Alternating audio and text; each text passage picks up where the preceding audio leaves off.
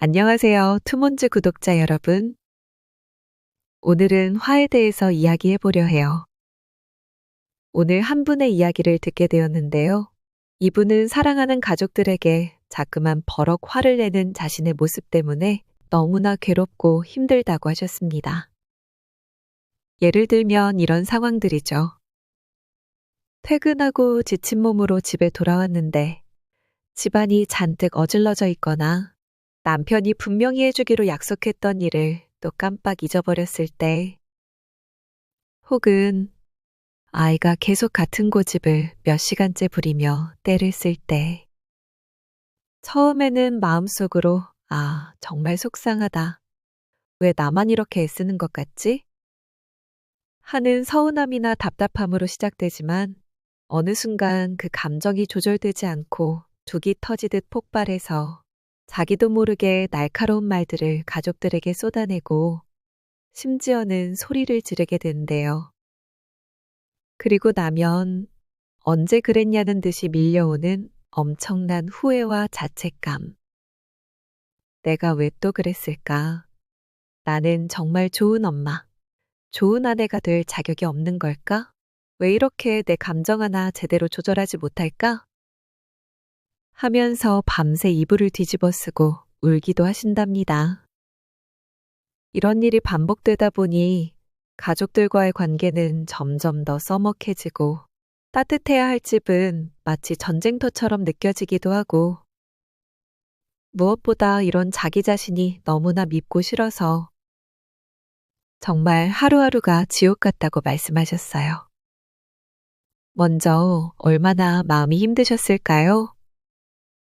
그 누구에게도 쉽게 털어놓지 못하고 혼자 끙끙 앓았을 그 시간들, 반복되는 분노와 그보다 더 큰 후회의 파도 속에서 정말 많이 지치고 외로우셨을 것 같습니다.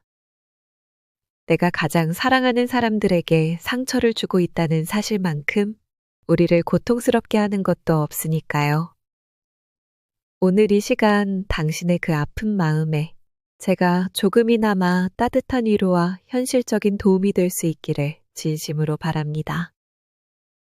말씀하신 것처럼 남편의 그 배려 없는 한마디, 혹은 아이의 그 끝없는 고집이 마치 예고 없이 날아든 첫 번째 화살처럼 당신의 가슴에 깊숙이 와서 꽂혔을 거예요. 그 자체로도 너무나 아프고 견디기 힘든 고통이죠. 그런데 혹시 우리를 더 힘들게 만드는 것이 그 첫 번째 화살을 맞은 후에 우리가 스스로에게 끊임없이 쏘아대는 두 번째, 세 번째 화살 때문은 아닐까? 한 번쯤 생각해 볼 필요가 있습니다. 아팠던 그 순간, 그 사람의 표정, 그 말들을 마치 영화의 한 장면처럼 머릿속으로 수십 번, 수백 번 되감기 하면서 그때 내가 이렇게 받아쳤어야 했는데 두고 봐. 다음번엔 나도 가만히 있지 않을 거야. 하면서 분노를 키우고 미움을 쌓고 결국에는 나 자신을 점점 더 깊은 상처와 고통의 수렁 속으로 밀어넣는 것. 이것이 바로 내가 나에게 쏘는 더 아픈 화살들인 셈이죠. 혹시 그럴 때 머릿속에서 이런저런 생각들이 꼬리에 꼬리를 물고 멈추지 않지는 않던가요?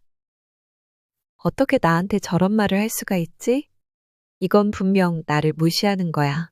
지난번에도 그랬잖아. 정말 너무 이기적이다. 내 생각은 조금도 안 해주는구나. 이렇게 머릿속으로 끊임없이 이어지는 부정적인 혼잣말들이 사실은 작은 불씨였던 서운함을 어느새 집어삼킬 듯한 큰 분노의 불길로 키워버리곤 합니다. 그리고 한번 그렇게 감정이 터져나오고 나면 그 다음엔 또 다른 감정들이 연쇄적으로 따라오죠. 내가 오늘 너무 심했나 봐. 아이가 상처받았으면 어떡하지 하는 죄책감이 들고 그 죄책감 때문에 또다시 우울해지거나 무기력해지고 혹은 에라, 모르겠다 하는 심정으로 자포자기하게 되기도 하고요. 이런 감정의 연쇄 반응에 한번 휩쓸리기 시작하면 정말 빠져나오기가 쉽지 않습니다. 가장 안타깝고 힘든 건 내가 지금 어떤 감정의 소용돌이에 빠져들고 있는지 그 순간에는 알아차리기조차 어렵다는 거예요. 마치 성난 파도에 휩쓸리는 조각배처럼 정신을 차렸을 때는 이미 너무 많은 것이 망가져 있는 경우가 많죠. 그렇다면 이 지긋지긋한 분노의 연쇄고리를 어떻게 하면 조금이라도 끊어내고 내 마음의 평화를 되찾을 수 있을까요? 완벽한 해결책은 아닐지라도 우리가 시도해 볼 수 있는 몇 가지 지혜로운 방법들이 있습니다. 첫 번째는 마치 드라마의 한 장면을 일시정지하듯이 내 감정과 상황을 잠시 멈춰 세우는 연습이에요. 고대의 한 철학자는 화를 다스리는 가장 좋은 약이 시간을 주는 것이라고 말했어요. 화가 머리끝까지 치밀어 오를 때는 우리 눈에 보이지 않는 분노의 필터가 씌워져서 모든 것이 왜곡돼 보이기 쉽거든요. 그 상태에서는 어떤 말이나 행동도 후회로 이어질 가능성이 높습니다. 그러니 가능하면 화가 나는 그 자리를 잠시 피하거나 대화를 중단하고 미안하지만 나 지금 너무 화가 나서 잠깐 진정할 시간이 필요해. 10분만 있다가 다시 얘기하자. 라고 타임아웃을 선언해 보세요. 이 멈춤의 시간 동안 심호흡을 하거나 차가운 물을 한 잔 마시거나 혹은 창밖을 보며 잠시 다른 생각을 해보는 거예요. 딱 10분, 아니 5분만 지나도 처음에 그 격렬했던 감정이 조금은 가라앉고 상황을 좀 더 객관적으로 볼 수 있는 힘이 생길 수 있습니다. 두 번째는 내 안에서 또 그 감정이 올라오네 하고 신호를 감지하고 그 감정에 이름을 붙여주는 연습이에요. 예를 들어 가슴이 답답해지고 목소리가 커지려고 할 때, 아, 내가 지금 화라는 감정을 느끼기 시작했구나. 혹은 지금 내 마음속에 서운함이 가득 찼구나 하고 알아차리는 거죠. 이렇게 내 감정을 알아차리고 이름을 붙여주는 것만으로도 우리는 그 감정에 완전히 함몰되지 않고 한 걸음 떨어져서 그것을 바라볼 수 있게 됩니다. 마치 파도를 타는 서퍼처럼 감정의 파도에 휩쓸리는 대신 그 흐름을 탈 준비를 하는 거죠. 세 번째는 그 순간 머릿속에서 자동으로 재생되는 부정적인 생각들, 그 나만의 드라마가 정말 100% 사실인지 한 번쯤 의심해 보는 거예요.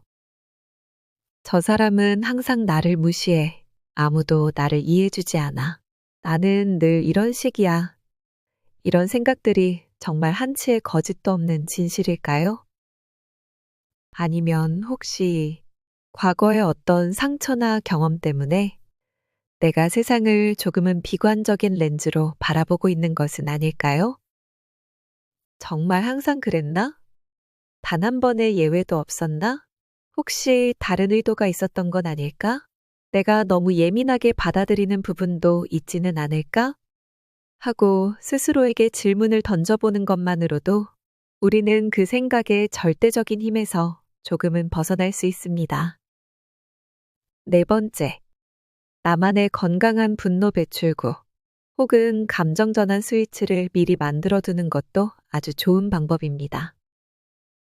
어떤 분은 화가 날 것 같으면 일단 그 자리를 피해서 아주 빠른 걸음으로 동네를 한 바퀴 돌거나 좋아하는 음악을 최대한 크게 틀어놓고 노래를 따라 부르기도 하고 또 어떤 분은 격렬한 운동을 하면서 그 에너지를 건강하게 소모시킨다고 해요.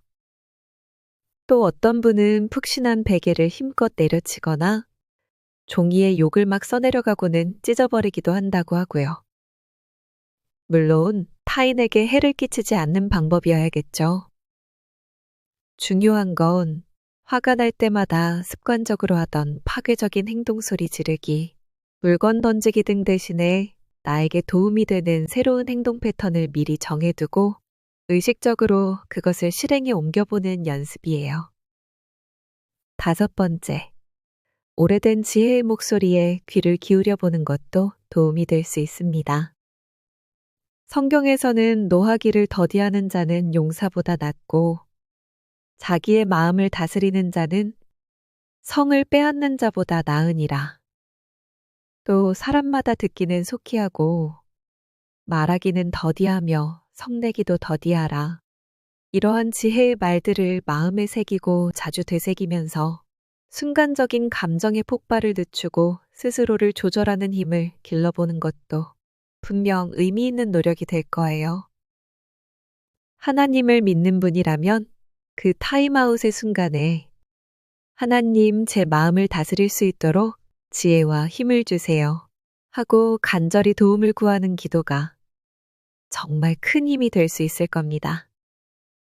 믿지 않는 분이라도 내가 지금 이 감정대로 행동했을 때 그 결과는 과연 나에게 그리고 우리 관계에 어떤 영향을 미치게 될까?